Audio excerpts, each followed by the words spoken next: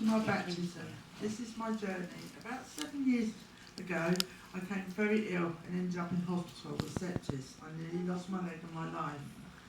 I spent a week in hospital with full medication and my leg was the size of a tree trunk. I wake up each morning and pray that I would get better. After a week, I was well enough to go home, as long as they could get the nurses to come out to me every day. I prayed for this. So for the next few weeks, the nurses came out and changed my dressings and gave me my meds. I was out of action for a couple of months, but God listened and I got better. I then started going to a coffee morning with the ladies from Emmanuel's. We used to go along with Mandy. A year later, I got run over. That's not funny, really. A year later, I got run over by a car. Once again, I prayed while laying on the floor. Please, God, don't take away my legs, as my legs have gone underneath the car. Once again, God listened, and 3 weeks later, after meds and bandages changed daily, I was okay. A year later, I got sepsis again, back in hospital. I was in for 2 weeks this time, then home on meds and plenty of rest and praying every day. God listened and I got better. I still have to be careful because of my condition. I'm open to sepsis.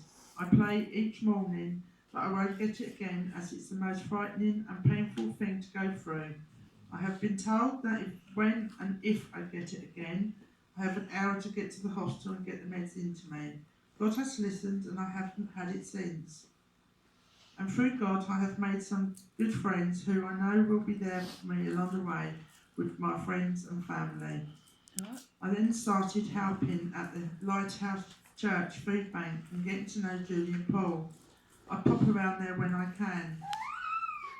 As most of you know, I help run the cafe at the food bank. I even pray when I go to get a tin of plum tomatoes, as there's always chopped tomatoes. It's always the last tin I pick up, but God provides. I got married in the Methodist church along Portland Road, and there was a standing lady vicar, as we were waiting for the new vicar to start. The lady vicar told us it was a donation to pay the church. A week before we were due to get married, a new vicar phoned and said that it wasn't a donation, that it was £595. And there was no way we could find that amount of money in a week.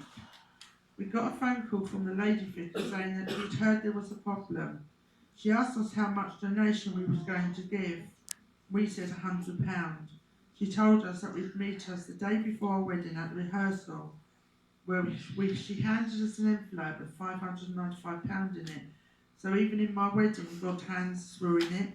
Thank you for once again for coming. And if you put your life in God's hand, we'll listen and answer our prayers. Do we clap for that? We clap for that. No. You can clap for that.